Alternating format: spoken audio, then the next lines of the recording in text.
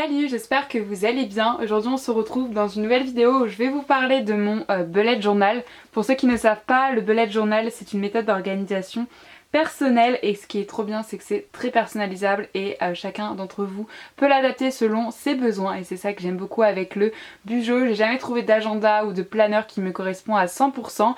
C'est pour ça que j'aime bien cette technique. D'autant plus qu'à l'origine c'est vraiment une méthode classique mais moi je l'ai un petit peu réadaptée à ma manière parce que je lui donne un côté un peu plus créatif. Et donc cette année j'ai très envie de vous partager un peu plus ce genre de vidéos tout au long de l'année, qu'on se retrouve tous les mois pour que je puisse vous parler un petit peu de mon bullet journal, de vous montrer la mise en page que j'ai choisie et pourquoi pas vous inspirer pour faire le vôtre.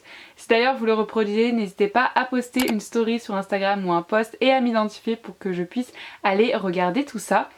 Donc encore une fois cette année j'ai choisi le carnet de la boutique de Margot, donc l'organiser. J'ai choisi cette couleur un peu taupe, grisée, je sais pas trop comment la décrire cette couleur mais je l'aime beaucoup. Ce que j'aime bien avec ce carnet, déjà il y a deux petits marque-pages mais surtout les pages sont très épaisses et ça c'est hyper important pour moi qui dessine à l'intérieur. Donc pour la première vidéo bullet journal de cette année 2022, elle va se diviser en deux parties.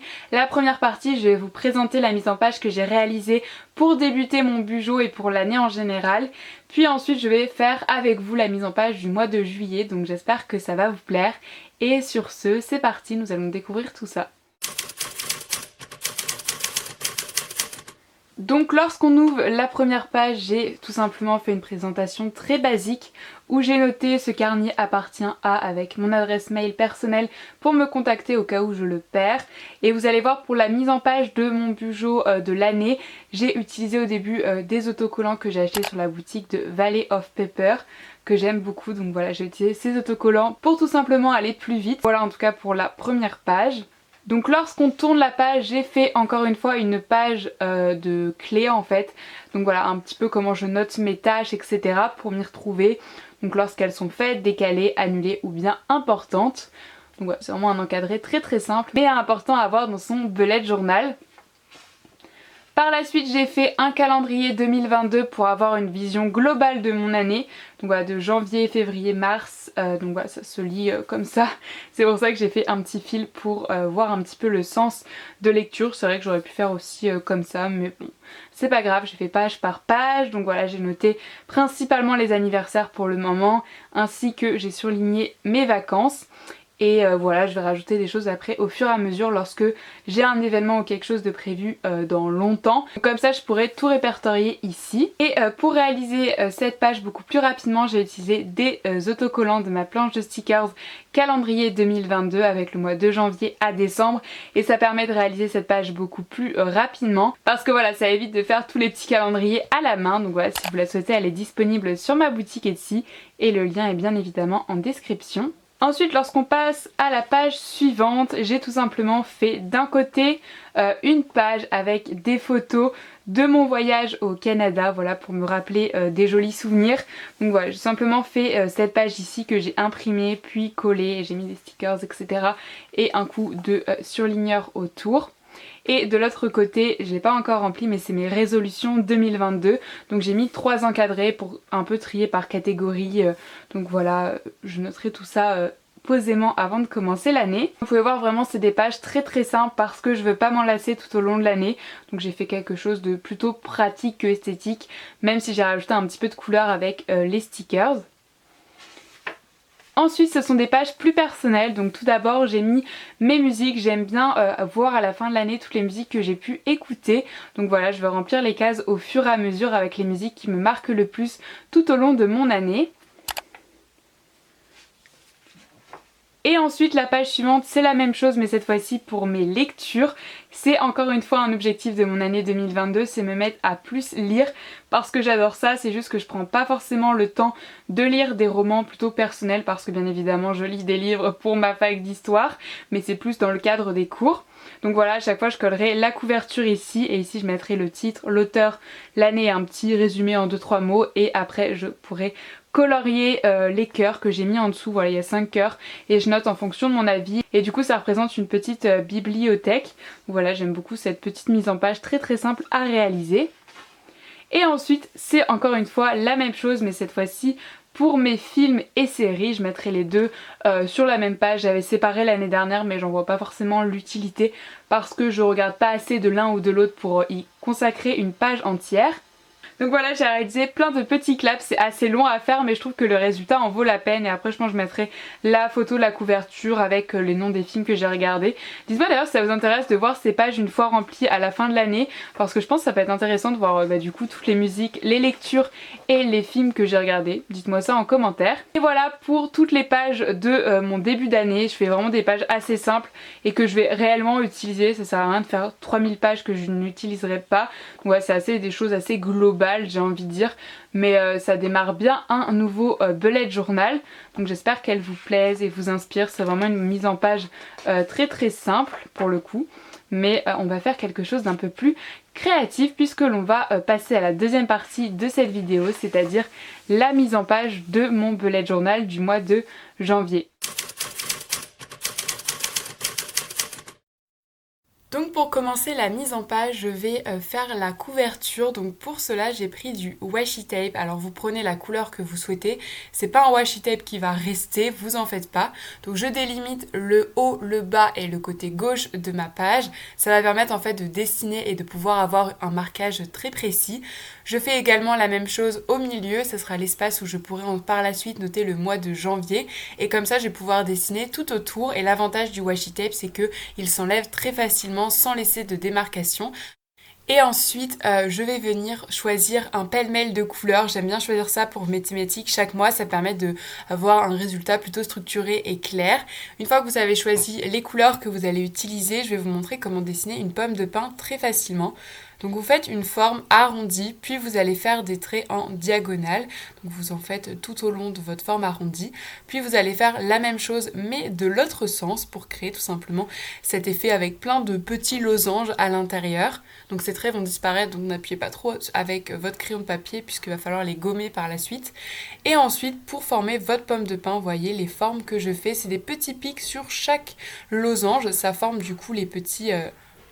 des petites pommes de pain quoi. Donc voilà, vous faites ça tout le long, donc il faut vraiment pas forcément être très précis. C'est ça l'avantage de dessiner des éléments naturels, c'est que il faut pas faire des traits trop droits, trop précis parce que la nature a ses défauts. Donc voilà, vous faites ça tout le long et vous faites aussi des petits pins sur les côtés. Et ensuite en bas vous allez faire un triangle pour finir votre pomme de pin. Donc voilà, c'est vraiment très très simple à faire. Et une fois que vous l'avez terminé, vous allez prendre un crayon noir. Donc moi j'ai pris la mine la plus fine et je vais repasser tous mes traits que j'ai créés au crayon de papier. Et bien évidemment, une fois que votre dessin est terminé, vous allez effacer tout ça avec votre gomme. Voilà, tout au long du bullet journal, de toute façon, on dessine avec un crayon de papier et ensuite on gomme. Voilà, je vous conseille de faire ça pour ne pas vous tromper en passant directement au stylo. Et ensuite on va colorier, donc j'ai tout simplement pris un marron clair avec mes crayons feutre Crayola, puis avec un marron foncé je viens faire des petits détails à chaque morceau en fait que j'ai créé, comme ça permet de créer du relief. Et voilà votre pomme de pin une fois terminée. Puis ensuite je viens réaliser une seconde pomme de pin sur le côté droit, donc avec la même méthode que j'ai utilisée précédemment. Donc voilà, c'est vraiment très facile comme dessin finalement à faire une fois qu'on a compris la technique. Et ensuite je vais faire des petites branches de pin. Donc pour cela je viens prendre un verre et je fais des traits. Donc pareil, ça n'a pas besoin d'être droit, au contraire, le mieux c'est que ça soit assez fluide comme trait. Et vous voyez, vous pouvez passer par-dessus le washi tape, il n'y aura pas de démarcation de l'autre côté. Et voilà, donc là j'ai hésité à faire le trait en dessous, la pomme de pin, je ne savais pas trop. C'est aussi ça le dessin, des fois il faut un peu réfléchir pour voir s'il y a une cohérence dans votre page. Puis je viens faire des traits de part et d'autre de mon premier gros trait. Et ensuite l'avantage c'est que c'est pas forcément très précis puisque vous faites plein de petits traits de part et d'autre vraiment assez rapidement. Voilà, il n'y a pas besoin que ce soit bien droit, n'utilisez surtout pas une règle sinon ça sera pas du tout réaliste. Et je fais ça pour la deuxième branche et vraiment j'adore ces dessins parce que autant les pommes de pin que les feuilles, les branches de sapin, c'est très très simple à réaliser, ça n'a pas besoin d'être précis ou une pro en dessin et ça va assez vite. Donc voilà, vous allez voir que par la suite j'ai rajouté une branche parce que je trouvais ça bizarre que ça fasse un creux au milieu. Mais sinon voilà à peu près pour mon dessin. Et ensuite je vais rajouter des détails. Donc tout d'abord je prends un stylo gel or et je vais dessiner des petits flocons basiques. Franchement là-dessus je pense que tout le monde sait dessiner un petit flocon neige. C'est pas très compliqué, voilà, il suffit d'être assez symétrique. Et ensuite avec un crayon bleu, j'en dessine d'autres sur tout le long de ma page. Donc voilà, j'aime bien les couleurs que j'ai utilisées, ça change des couleurs classiques. Donc voilà, j'en fais plusieurs de différentes tailles, j'essaye de varier un petit peu les motifs parce que je trouve ça plus sympa. Donc vous voyez, c'est pas toujours des traits très droits. N'utilisez vraiment pas votre règle, ça ne sert à rien. Ça fera pas un résultat plus propre, au contraire ça fera trop droit. Donc voilà, je fais ça tout au long de ma page pour remplir la page comme je souhaite. Vous voyez que j'en fais pas trop sur le côté droit, mais c'est normal puisqu'après ce côté va disparaître. Et ensuite je viens prendre encore mon stylo gel or et je vais faire des petits points un petit peu partout et je vais faire la même chose avec mon Crayola bleu clair. Ça permet de donner un petit peu de profondeur à votre dessin et ça évite de tout colorier le fond. C'est quelque chose que j'aime pas trop faire et je trouve que c'est une perte de temps. Et ensuite c'est le moment le plus satisfaisant de la mise en page, c'est de défaire tous les morceaux de washi tape. Et vous pouvez voir du coup ça se décolle très facilement et ça c'est super pratique et ça donne un côté bien fini sur tout le bord de votre page.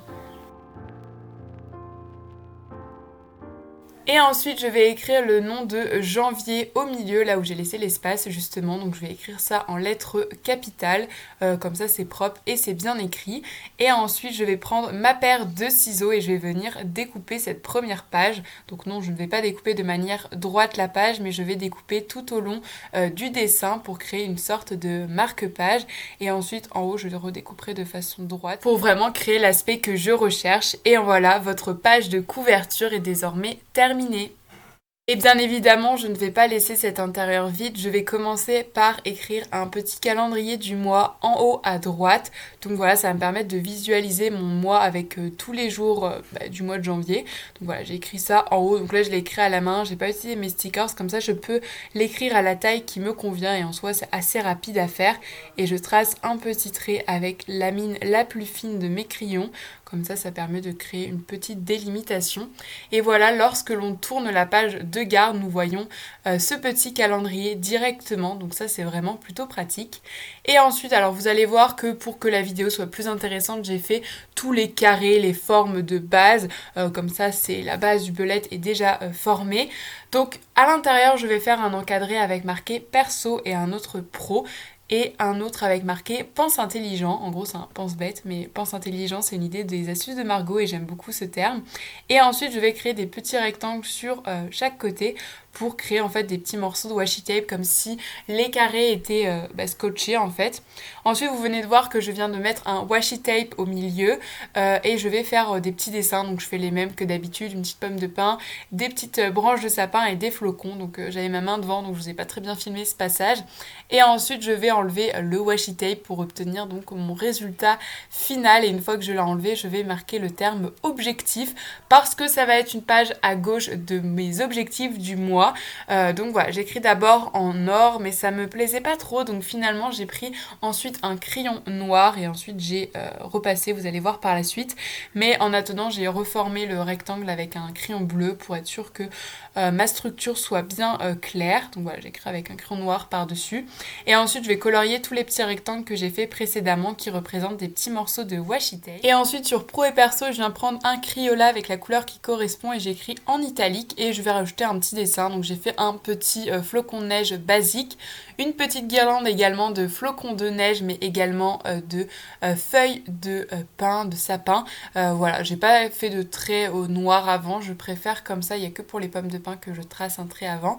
Et ensuite en bas je viens faire un rond et je viens le dédoubler. Ensuite je viens mettre une petite feuille, c'est un peu l'astuce du jour, pour ne pas écrire sur la page d'en dessous quand on est sur le bord d'une page. Et ensuite je viens former une rondelle de bois, donc j'utilise encore mes Crayola. Et ce que j'aime bien c'est quand vous repassez que ça crée un côté plus foncé, donc ça crée bien les délimitations du bois.